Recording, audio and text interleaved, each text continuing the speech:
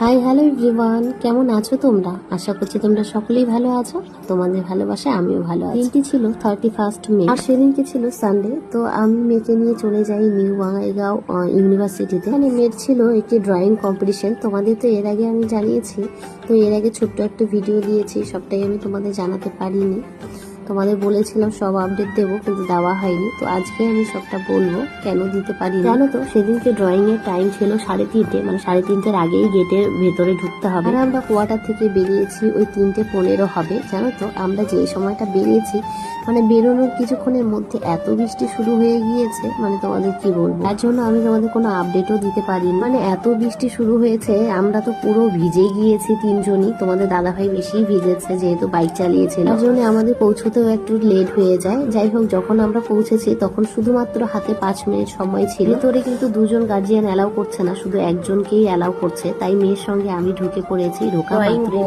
Colour pencil সব যত কিছু যাবতীয় জিনিসপত্র লাগে সবকিছু দিয়ে ওকে ক্লাসরুমে পাঠিয়ে দিয়েছি। মেয়েকে পাঠিয়ে দেওয়ার পরে আমি একটি হল ঘরে চলে আসি। যেখানে ঘরটা বেশ অনেকটাই বড়, আর এখানে গার্জিয়ানদের জন্য বসার জায়গা রয়েছে। তো এখানে আসার পরে দেখছি অ্যাবাকাস সম্বন্ধে কিছু গুরুত্বপূর্ণ আলোচনা চলছে। তোমরা তো এখন অ্যাবাকাস সম্বন্ধে অনেকেই জানো। অ্যাবাকাস হলো পাটিগণিত হিসাব নিকাশ করার একটি প্রাচীন যন্ত্র। এই অ্যাবাকাস ফ্রেমে কিছু পুঁথি থাকে, মানে সেই পুঁথিগুলো নির্দিষ্ট নিয়মে সরিয়ে যোগ, বিয়োগ, গুণ এবং ভাগের মতো মৌলিক গণিতিক হিসাবগুলো কিন্তু চোখের পলকেই করা যায়। যেমনটা এখানে বাচ্চারা করছে, বাচ্চাদেরকে একটা হিসাব দেওয়া হচ্ছে আর সেটা কিন্তু ওরা খুব সহজেই বের করে দিচ্ছে। এই অ্যাবাকাস সম্বন্ধে অনেক রকম আলোচনা এখানে হলো। তবে যাই হোক, এইভাবে আমাদের সময়টাও কেটে গেল। তবে জানো তো, এখানে কিন্তু সবকিছু ওই অ্যাসামিসে বলছে, কোনো বাংলা হিন্দি কোনো কিছু না, অ্যাসামিসে বলছে। আর অ্যাসামিস তো আমি বুঝি না বলতে গেলে ভুল, আমি কিছুটা আন্দাজ করতে পারি, তবে বলতে কিন্তু একদমই পারি না। এখানে কিন্তু সময় হয়ে গিয়েছে, তো মেয়েরা এখনই বেরোবে, তাই এখন গেটের পাড়ে সবাই বেরিয়ে পড়লো,